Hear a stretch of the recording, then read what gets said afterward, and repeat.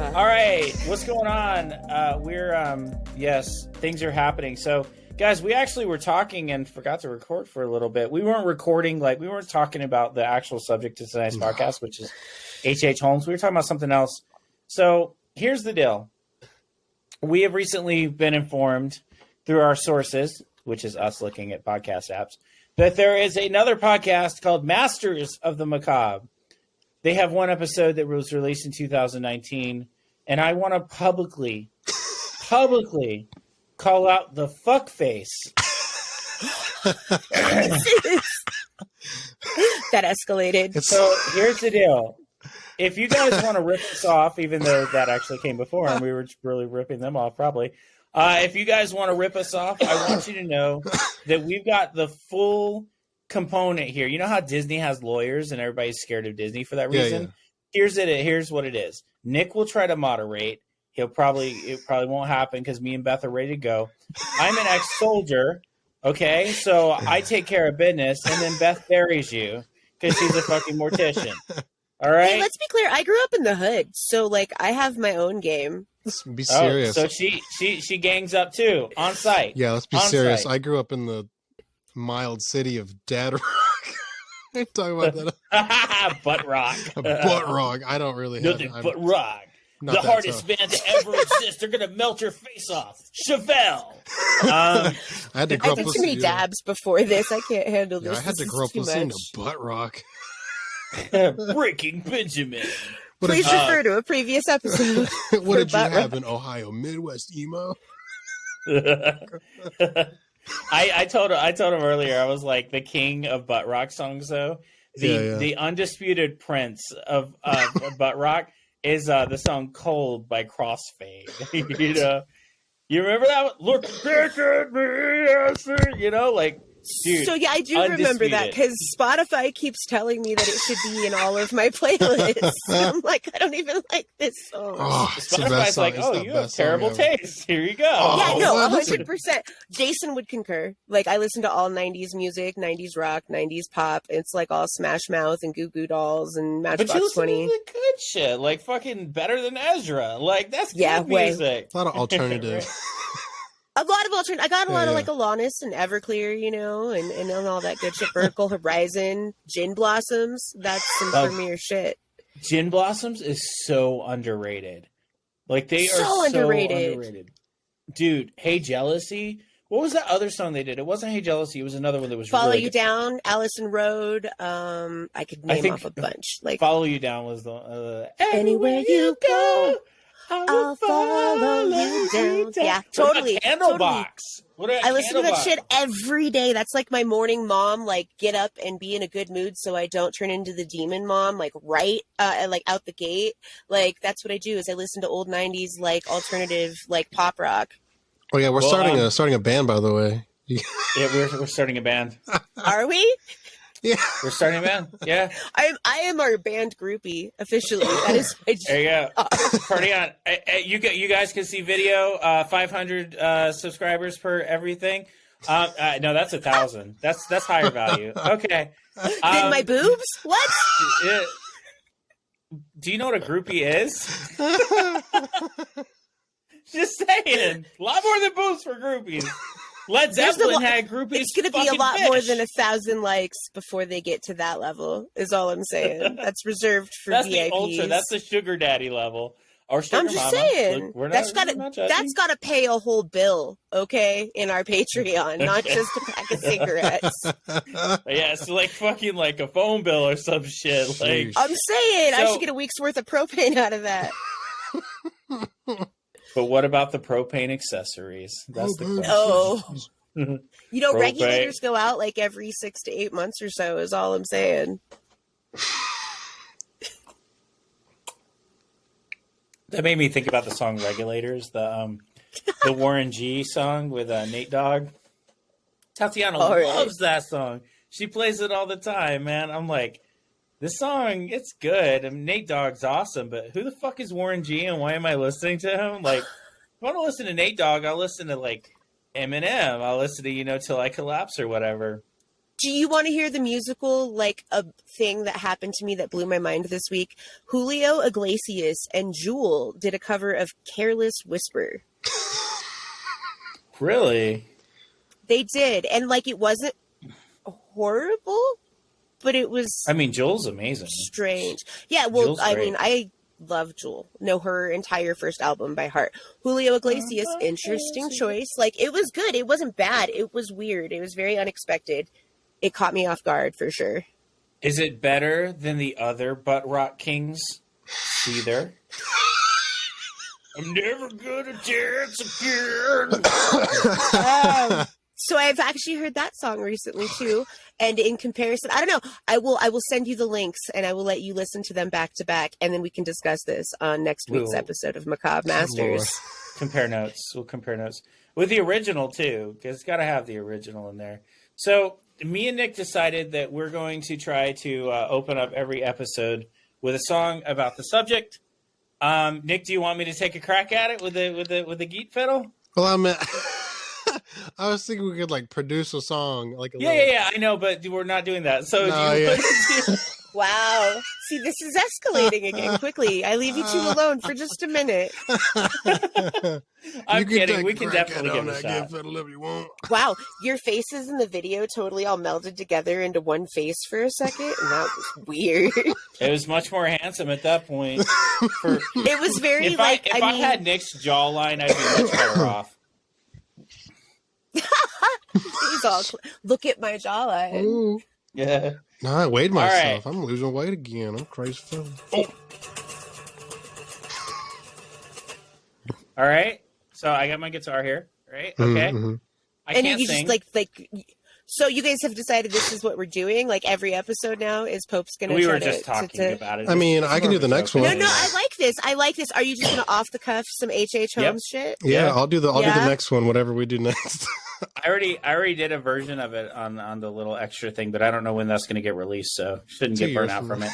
Yeah, 2-3 years, whatever. It'll probably get lost. Anyway, all right. So it was something like this. It was like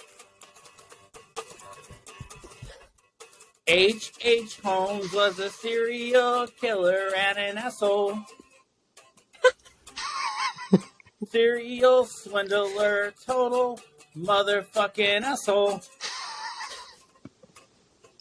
He unalived some kids, and that made him an epic asshole. Nobody remembers his name, and they really shouldn't anyway, because he was a total asshole, but not as big an asshole as King James. And that's the end. Yeah. This cage match is getting bigger by the second. It's going to be the whole SmackDown versus Raw cast. I think it's funny that Right. you say nobody remembers his name. He's actually incredibly like prolific. Yeah. Like he was the first American serial killer. I So definitely. it's Yeah. Looking. His status as a serial killer is actually debatable, though. sure. Interesting. Yeah, Well, it's debatable. it sounds like you Yeah. guys did a lot more research again.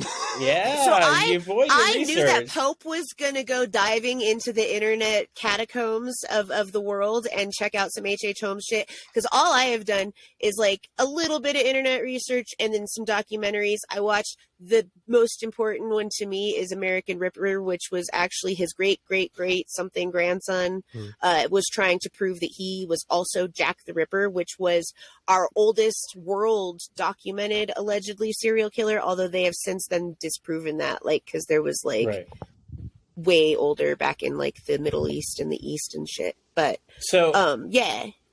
H.H. Holmes is fascinating. The story of H.H. Holmes is so fascinating. And the reason is because it's actually a story not of a serial killer, in my opinion, but of mass hysteria. And so it's interesting for that reason. It's the same reason a lot of the stuff with the witch trials is interesting. But, okay, guys, so in case you haven't figured it out, today we're going to talk about the serial killer, allegedly, H.H. Holmes, who only got convicted of one murder. He was put to death on one murder. He was hanged by the neck until dead off of one murder. But then they also found some kids, the kids of one of his wives, in the basement. So he claimed credit. The thing is he claimed credit for 27, I think, deaths. But a lot of them were still alive. He Hmm. just was talking out his ass, and there was a reason for it. But we should probably start at the beginning. True. So, H.H. Holmes was H.H. Holmes was as Beth mentioned earlier, he's considered kind of like the first American serial killer. It was like, I don't remember the exact dates that all this stuff happened. I feel like it was in the 1800s, probably. Yeah. It was the late 1800s. Shit, I wrote all these dates down.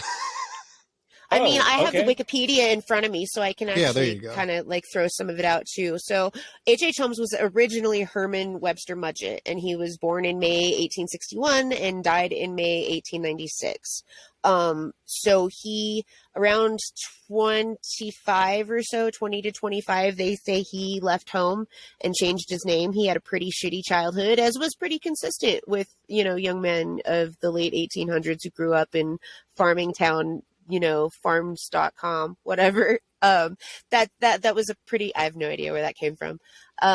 So that was pretty common, you know. So he left home and essentially became a con man before he became anything. He started learning how to swindle and hustle people, and he was what I like to call, if you guys have ever seen the Carbonaro effect, he's a magician that really just gaslights the hell out of people by convincing them that what he is doing in front of them is actually real and not magic. And so I like to think of H.H. Holmes as sort of a street magician in a way where he can convince anybody of anything, like, and that was pretty prevalent through all of the first years that we got of his history. He is able to convince multiple women to marry him.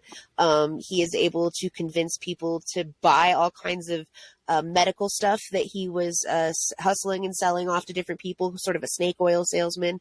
And then we start getting into like his mid to late 20s, the idea that he is a murderer.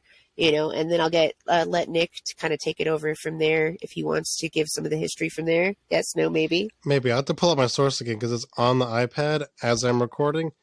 I went to probably the most boring website there was for research. I went to Farm.com? I went to Encyclopedia Britannica, honestly. Oh, I love that. Great scholarly resource. I'm glad I did pick one. It was a very dry read. It's very short. What was I talking about? What part? The actual murders that he took part in. Sure. Where did Allegedly. I have it? I really had it all written down. But of course it's me. The first thing that we got down is first he had he's very interested in medicine from a very young age, from what Britannica says here. And he went to the University of Michigan, and apparently he was a mediocre student. And then there was an alleged, in 1884, he was nearly prevented from graduating from a widowed hairdresser, accused him of making false promises to marry her. It is in 1886 when Mr. Mudgett moved to Chicago and took a pharmacist job, and became Dr. H.H. Holmes. Soon after, he apparently began killing in order to steal their stuff. Then, of course, we get the very famous Murder Castle, which is the house he built for himself around the corner from the World's Columbian Exposition in 1893. There was like alleged a kiln where he would burn the bodies, he would asphyxiate them with gas jets, and he had like doors that would only lock from one side. He also apparently made all of his employees have life insurance named him as the beneficiary. So whenever he would kill them, he would get all the money.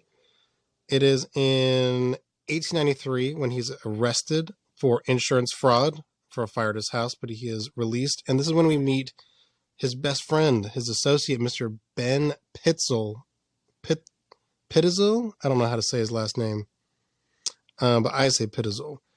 And this is where I started doing life insurance fraud in many states, according to Britannica. $10,000 life insurance policy in traveling to Colorado, Missouri, New York, Pennsylvania, Tennessee, and Texas, where they did a lot of other fraud. This is when, somewhere in between, is when he gets married. On a return visit to Missouri is when he's arrested. And he meets another feller, I'm guessing it's a fella, by the name of Marion Hedgepeth. Another guy, he wants to get on the insurance scheme with Pittazel, but Pittazel goes to PA, gets a fake patent office, and scams investors. And when he is released, Mudgett goes to Pennsylvania to kill Pittazel. He does, and he convinces his wife, Mrs. Pittazel, that Ben is still alive. But he was afraid that out of his 5 kids, someone would alert the authorities, so he killed 3 of them. And then he is arrested in Boston in 1894. Then he is tried for the murder of Pittazel. This is where he's hanged. And then he confessed to 27 murders. Then apparently he would increase it to 130. And then some researchers suggest that it may have exceeded 200. And that's all I got. A lot to unpack there. So there's only thing that I would add there is that before he went to medical school, he actually worked sort of under a doctor or under a mortician, like as an apprentice. Yeah, they didn't have that. And then the other thing was that allegedly he was caught while he was at University of Michigan before he went to the second college that he went to, that he got caught stealing cadavers and desecrating them essentially, and then making it look like it was an accident because they were insured. So, and he made it look like they were living people so that he could collect the insurance on it. So that was a pretty prevalent thing. And it was really like the early start of what we see in the macabre side of him, where like he just wasn't, I don't know if he, looking at everything I've read, that he wasn't necessarily insane or crazy. There definitely was some trauma there or some dysfunction, but like normal people, even for money, don't just go desecrating dead bodies. Like it's innately against human nature. He actually did resurrectionist work as well. So really, see, I hadn't heard that in anything. Oh yeah, I did read that as well. I skipped over that part in my condensing. I saw that he would sell some of the cadavers. Because for those of you who don't know, resurrectionists, they're grave robbers. Not in the sense of like stealing stuff from people in graves, like their wedding rings and stuff, but actually stealing the bodies. Because back in the day, giving autopsies to human bodies was illegal due to due to like the respect for the dead and all that. And the law eventually disease contamination too. That too. And the law eventually eased up and made it so that you could do it to criminals. And so like criminals, their bodies were being shipped off to these doctors for these autopsy schools, barber surgeon schools, before kind of they split off from each other. And then eventually it became a much more legal practice, probably around the early mid 1900s. But for a while there, the way doctors would do it is they would pay groups of people called resurrectionists to go dig up bodies in order to teach the anatomy, because back in the day, the only anatomy information we had on any real way was we were working off information from animals and trying to like do surgery on humans that had real problems off of what happened with animals because of those laws. So yeah, he definitely did resurrectionist work. I find the whole concept of resurrectionist very interesting. There is a book called Diary of a Resurrectionist, where a guy actually kept a diary. He was a legit resurrectionist in history. It's very fascinating reading. So if anybody wants to check that out, but I do. With that said, thanks for sharing. Of course, it's that whole time period is really, really interesting.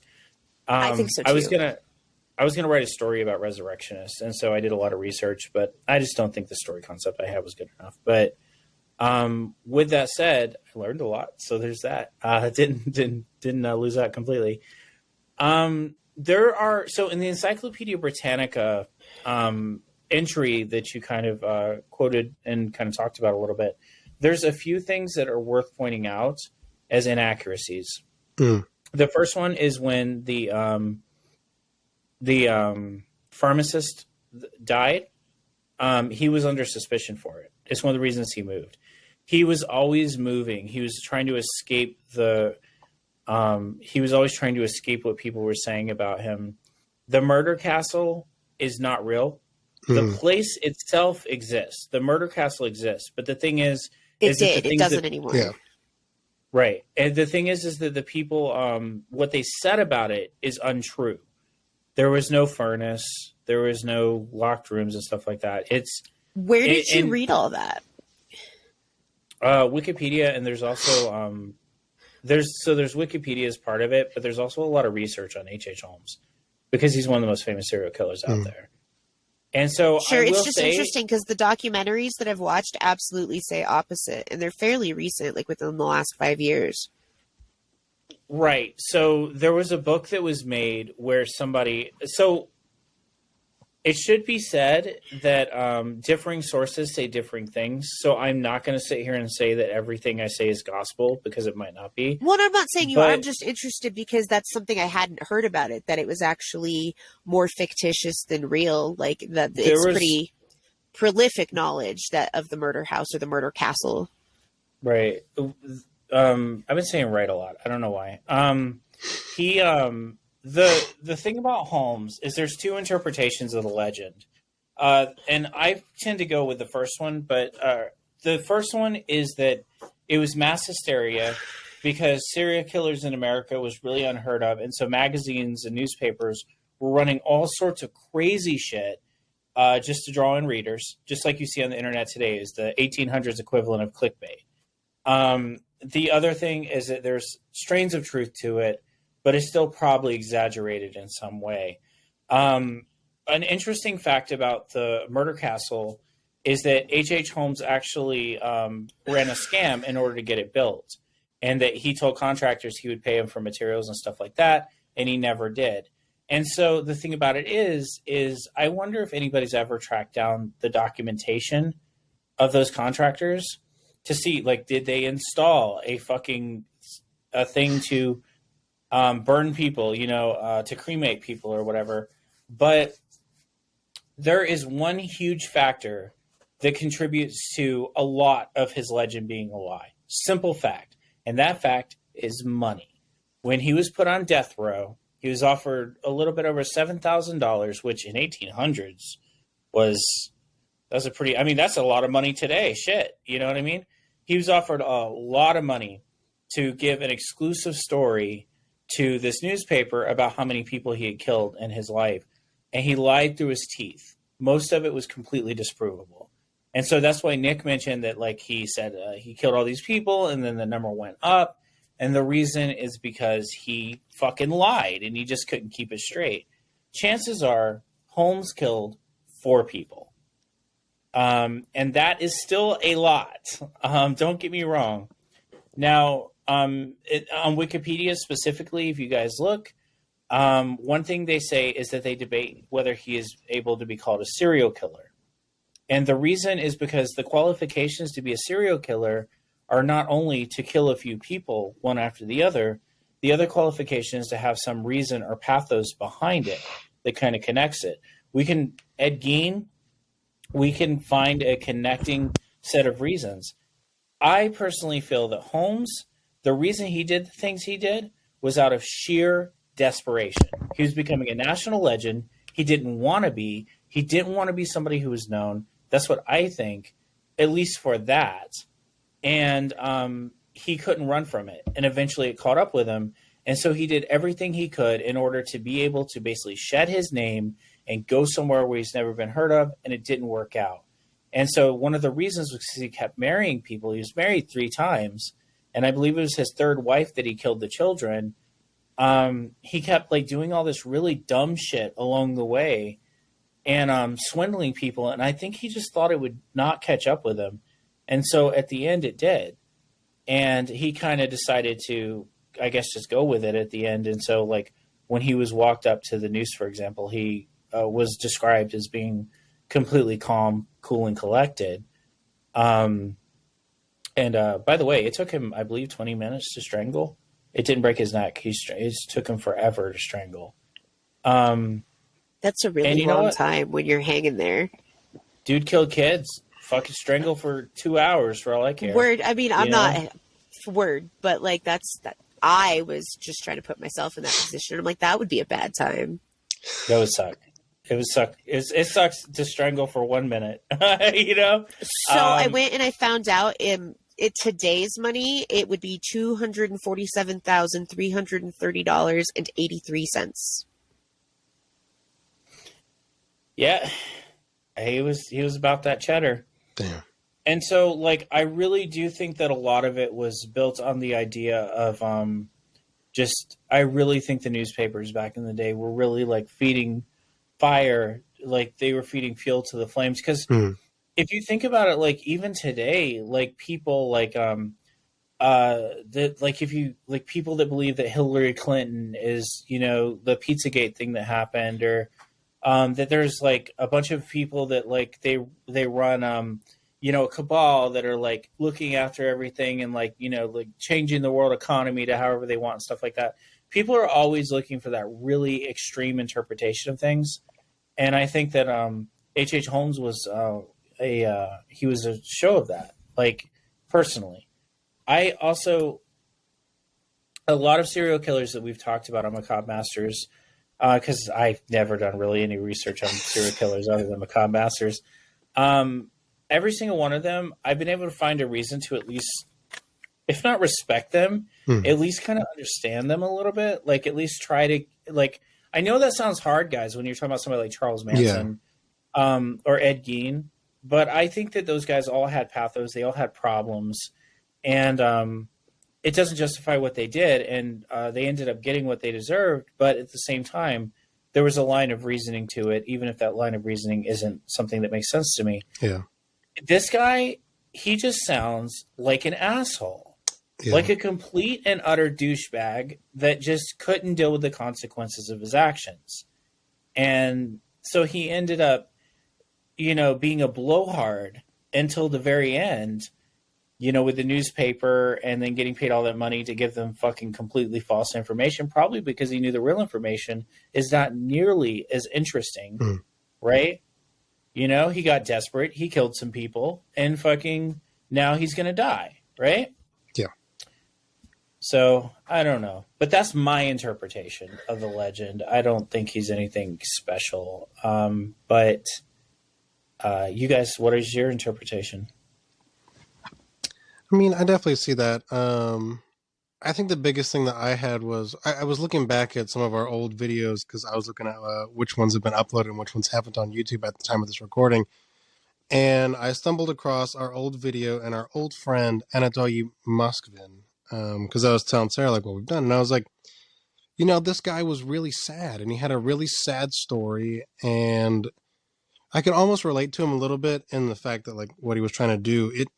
I do understand what you were saying because it made sense why he was doing. He wasn't a serial killer, but he was an exhumer of girls, and it wasn't anything creepy or anything. It's just he was just trying to hang out and have a good time. But it Let was me, like, Nick. Let me clarify it real quick before you finish yeah, that that's thought. yeah. I I kind of want. We talked about Anatoly Moskvin on an earlier episode. I would actually like to revisit it with Beth because I think Oh, as yeah. a mortician in training, she would have interesting thoughts on that. I think But also a mom. Anna, That's like yeah, as a mom as well. as a mom Um, and someone with daughters. Anatoly is a guy. He's actually in Russian prison, probably for the rest of his life. What happened was he believed that he could hear the voices of specifically young girls crying out from the grave that their lives were ended early, and it pained him. So what he did was he dug them up, and he took them to his apartment. He had a small apartment in Russia, and he dressed them up really nice, and he wrapped them up in bandages like mummies, kind of. And the reason was when he explained it, he explained that he didn't want them to be scared when he was researching a way to bring them back to life. He was trying to resurrect them. So he treated them like his children. He ate food with them. He celebrated their birthdays. He kept track of all that. He did not sexually assault these corpses. He honored them, and so obviously that kind of thing, when the parents found out about it, was very traumatic on the parents because, you know, the whole point, and Beth can chime in on this too, the whole point of a funeral and all that stuff is to lay them to rest and to have closure. And so it just ripped that wound right open for the parents. But what Nick's trying to say is there was a kind of honor to what this incredibly sick and insane guy was doing.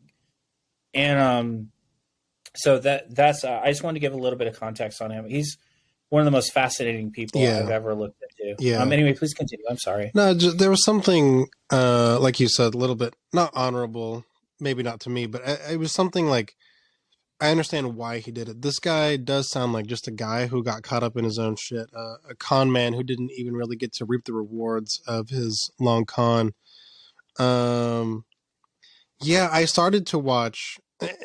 Here's when I know I think we're doing an episode on someone interesting um is when it's just a bunch of pretty girls making a face in the thumbnail. I'm like, okay, this is someone who wants to be talked about, or that I want to talk about. And I think I've said about it before. I love how we go into deep dives. I like how we go deeper than regurgitating information, even though I just did that for a while. But we're starting to talk about like the whys, the hows, the whens, more than just being a pretty girl sitting at our bed and making a face, or being like the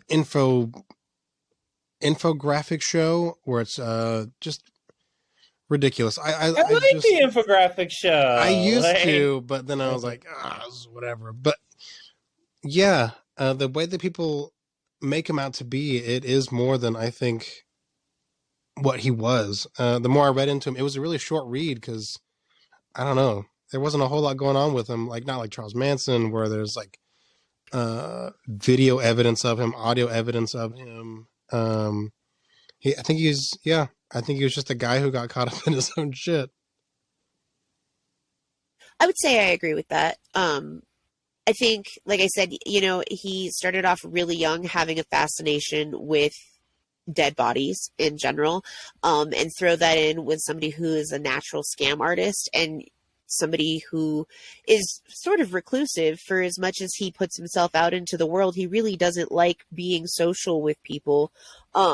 I would say that overall those are pretty accurate sentiments. The one thing that I found really interesting, and like I was saying earlier in the episode, is his great great great grandson and this ex FBI profiler go together to try to figure out if he is also Jack the Ripper. And there was a lot of evidence of aliases that Holmes used that booked passage back and forth to London at the same time. There is a lot of evidence of similar deaths that could or could not be attributed to H.H. Holmes that may or may not have similar styles to what they know Jack the Ripper to do. They got handwriting analysts in there. They got language analysts using vernacular that was common in America at the time versus vernacular that was common in England at the time. And like the letters that Jack the Ripper had allegedly written to the papers then were not written by somebody that was from London or English descent. Like the vernacular was American versus English. The handwriting analysts, they decided that it was not a match. And ultimately, based on the DNA that they found in what is presumed to be H.H. Holmes's grave, did not match what they believe is Jack the Ripper's DNA. So I was a little sad, actually, by the time I got to the end of that docuseries, because I was like invested, right? I was like, yes, this would be amazing. And then it wasn't. And I was like, well, that was a really bullshit ride for no reason. I think one of the things that I notice is that people still, 120 years later, are trying to attribute a lot of possible coincidental deaths around where he was living at different times with his presumed behavior. So like they go into a couple of the different documentaries that I saw, like the Chicago World Fair, that all these women went missing at the same time, that he had this factory in Chicago that was right off the riverfront, and then they found a bunch of dead bodies or pieces of bodies that were buried in the river a couple of miles down, encased in concrete, which, I mean, it's fucking Chicago. So, it's kind of circumstantial at that point. But I think that people are still trying to attribute stuff. His own blood family is still trying to attribute stuff. Tells me that it's possible that maybe he did kill more people than we know. Maybe not. But it, like you were saying earlier, and one of the things that the FBI profiler said is that the news, the newspaper journalism back then was social media as we know it today. That was the only form of real social media that they had at that point in time. And so I absolutely would agree that there is a lot more sensationalism that can be attributed to the whole thing. That absolutely makes sense. But it was profound enough that like there's so much interesting history and so much that people try to attribute to him. There is a hotel here in Colorado that has a room. It's like a goth hotel, and they have a room named after H.H. Holmes with all kinds of like historical stuff or allegedly historical stuff about him decorating it, you know? And so whether he did or didn't do all this stuff, the man went down in infamy regardless, you know? The other point I wanted to touch on is I absolutely have no empathy for him. And I think that's kind of really the word that you guys were skirting around. But like realistically, I cannot condone any of the acts of Charles Manson, but I have empathy for a man who went through the abuse that he went through as a child and then grows up to be fucked up. It's really funny because Charles Manson is probably the only serial killer I ever really did any research on. And it was on a road trip to Missouri. And I read his autobiography called In His Own Words out loud to a car full of girls all the way there and all the way back. It was like 14 hours of reading straight between the drive there and back. I had lost my voice by the end of the weekend. It was bad.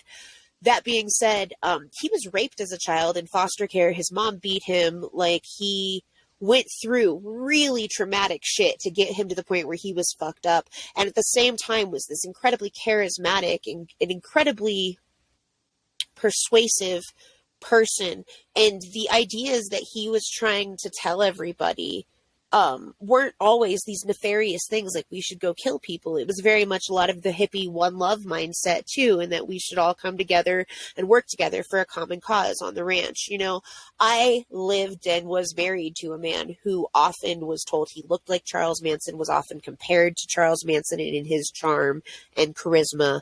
And so like I've seen and lived with somebody that was very much like that. And at one point it was very much like living in a cult house, like, cause there was just people coming and going all the time. And he was constantly telling people the difference was, is he did not like have the same worship God complex in the same way that Charles Manson did, you know? So, but I have a really personal relativity to that story. And I have empathy for why fucked up people do the things they do, even if I don't condone them. I can understand them. Like, I can't say what I would do if I went through those same things. Like, I don't know how I would come out the other end.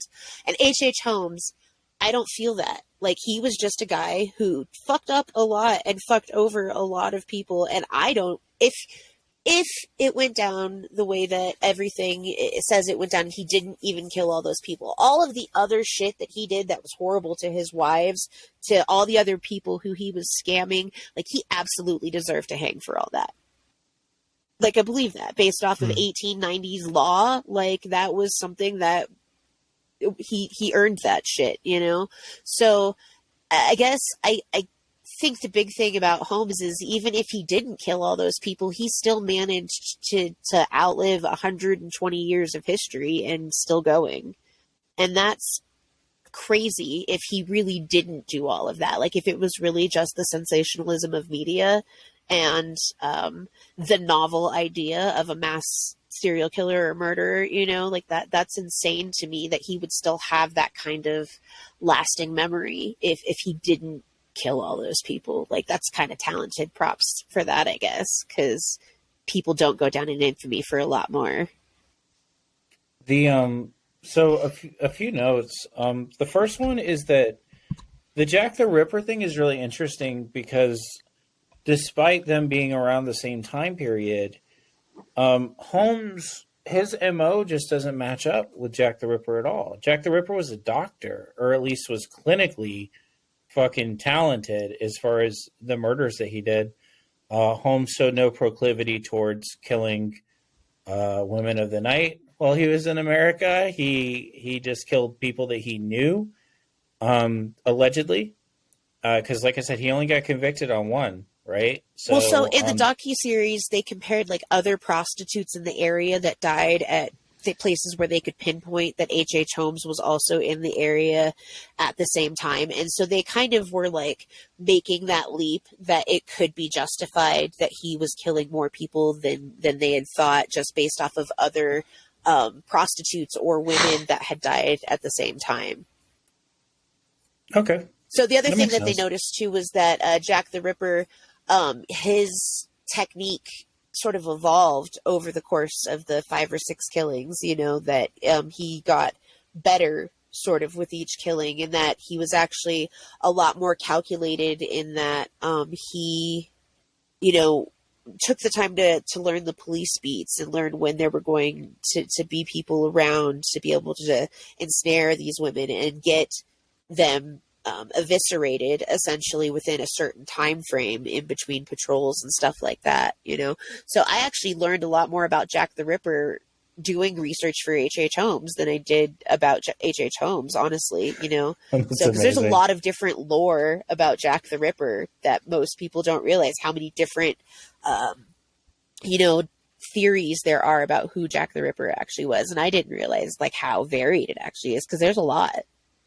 There's actually, the thing is that I think actually that brings up an amazing point, and that is that Holmes committed a few murders, scammed a bunch of people, got caught, and hung for it.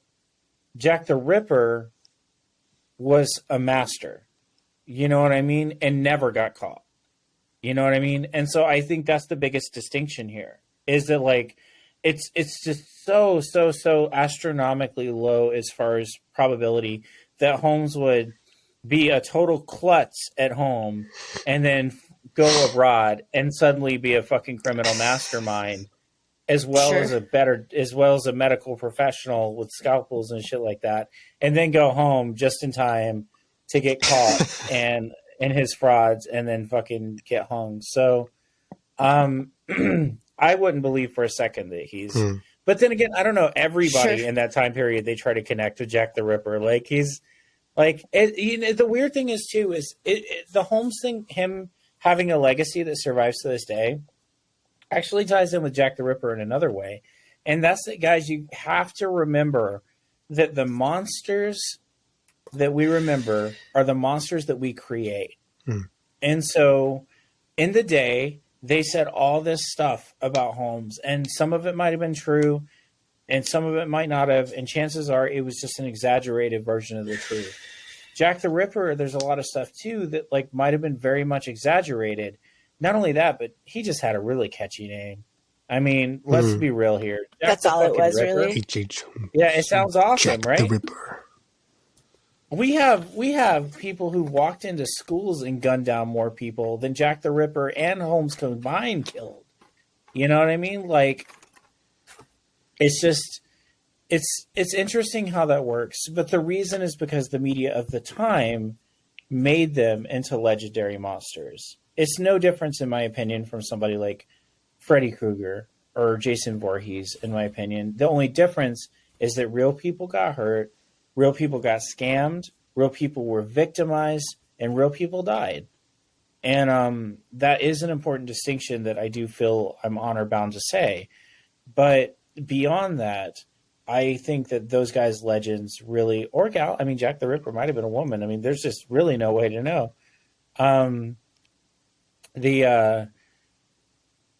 I think beyond that, like, it's just us creating our own monsters is why Holmes is remembered and why Jack the Ripper is remembered. But I don't know. It also, I mean, Jack the Ripper is interesting. Just, we just need to do a whole episode on him. Like, I've never looked up anything. Whitechapel was like terrified.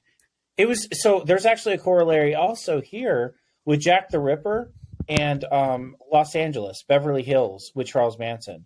And the reason is because both of them, because the media portrayal of them, had those places terrified. People were afraid to leave their houses. They were afraid to go out at night. They were afraid of a lot of different stuff. And that was the case with both Whitechapel and Jack the Ripper and Beverly Hills and Charles Manson. And it's interesting, especially, I wish we knew who Jack the Ripper was so we could ask him why. Because Charles Manson, they asked him why. And he said, the Tate house was the first house I saw that didn't have people around. That's why they went to the Tate house, was because it was isolated. That's it. That was the only reason. They didn't even know who it was. You know, they'd never probably even heard of Sharon Tate or Roman Polanski. Like, fucking, like, that's insane. But Jack the Ripper, I wonder, all good. Because, guys, we are pretty much done here. Yes. Damn it. H.H. Holmes had a short career as a serial killer, a short life that was cut short when he was hung by the neck until dead, as I mentioned earlier, and now he gets a short episode of Macabre Masters. See what I did there? Fuck that dude. I encourage you all Kinda to fuck go that look at... dude. Huh? I said, kind of fuck that dude. Yeah, kind of fuck that dude, man. Fucking douche. Guys, go look at a picture of him. Dude looks like a morose motherfucker. He looks like a basset hound that got kicked. Okay? Like, H.H. Holmes is going on my shit list. All right? Up there with King James. Up there with King James. But I blame. Hey, hell yeah. And Joe Rogan. Don't forget him. Yeah, Joe Rogan and King James. And King James, all of them. And you King guys need to James. come up with your own shit list, okay? Like, mine is getting really long. It's like getting like Santa Claus's naughty list. Naughty, naughty Joe Rogan. You see the What the fuck? Dude, Venture Brothers. You know that one villain? He's like, we'll take over the world, you silly Billy. I sure don't. I don't. I'm sorry. It's on HBO Max, and you need to watch it. Venture Brothers is legendary. They used like characters and footage from the old Johnny Quest cartoons, and it was just so fucking gangster. Word. With that said, guys, all right. So, do you have any closing notes on Holmes? I kind of gave mine, but do you have any? Not really. I think we kind of summed it all up. Overall, H.H. Holmes was a douchebag and kind of a loser and kind of got more famous than he really deserved. That was my cliff notes. I think The so. TLDR. The same as well. Kind of a dingus, that feller. I'm gonna call the episode "Serial Screw Up." that's what I'm naming it. Word. All right. Well, ladies and shout outs. You guys got any shout outs? God damn it. Shout out to Pope for his new job. Motherfucker is about to be all of our sugar daddy and buy us all houses and cars and Bentleys and shit. Not that And, rich. Jesus. You know, I already told you you're gonna make partner in like 10 years and then you'll be balling. It'll be dope. Shout out to Jason, my partner, he's had like 7 days off in the last like 5.5 weeks. And so like I'm hella gonna throw down for him, because without him we would be very cold and not have power for me to be able to make this beautiful podcast with my beautiful friends here. And so I definitely want to give Jason some props too. And that's probably it for me at the moment. All right. Yeah, word up, Jason, taking care of business over there. My man killing it. All right, Nick, what's your shout outs? I think shout out to the lovely wife. She started her final year of college. Woo! Yes. Seventh year, final year. And then she'll be making all the money because she's going to be a famous jeweler, and I'll be some chump who makes podcasts. Bringing in Patreon scraps. You guys will start my last semester before I start planning for my boards in like less than a week. Hell yeah. There you go. Gangsta shit. What am I going to Right, do when I'm out of baby. school? Jason's like, you're supposed to go get a job and make me a kept man. And I'm like, but all the jobs are like an hour away and I don't want to work for any of them because they all, I don't know. It's horrible. I'm like actually in panic mode about what I'm going to do when I'm out of school because I just want to do more school and I don't want to actually have to go get a job. I know that pain. I remember when I got out of college, I was like, God damn it, I got to actually go in the workforce. Fuck! I don't even like people that much. Well, that's the advantage of working with dead people. They don't talk all that much. Well, okay, And but since see, they you don't still gotta talk, they don't with show the how stupid they families, are. right? Ooh. Oh, true. That is Oh, true. I still got to talk to families and people who are grieving, you know, it's like in their worst time of life, and funeral directors make easy targets at that point, you know? So, but like the other thing is I don't even know if I want to work for a family home. Like I just want to be an embalmer and work with the decedents themselves. And so like I have to go corporate if I want to do that most likely, which means that it's 2 hours away to any job that I could get where I could do that.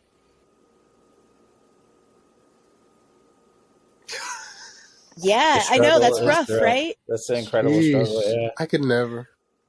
Yeah. I used to work about 2 hours away from where I was. It fucking sucked. Well, like, yeah, that sucks. I've had that commute before, and like I usually just ended up staying away from my family for 4 or 5 days at a time, and then coming home on the weekends, and like that's rough. My bad. That was a whole segue. My bad, Jeez. guys. I'm in panic mode, like hardcore. So Subscribe to the also, I Patreon, need, guys, for gas money for Beth. yeah, for real. I was actually gonna say Yeah. everybody should subscribe to the Patreon so I can actually afford to do my embalming labs in April. Like I gotta get an Airbnb and a rental car and be able to eat for like 5-6 days. So Jeez. like, anybody out there in Radio Land that wants to donate to that cause, you're more than welcome to. Hell yeah. I'll post my Cash App and send you ankle pictures on Snapchat. Right? That's Hell hot. yeah. I would Straight up totally look at ankle your pictures. ankles, Nick. Bony, veiny ankles.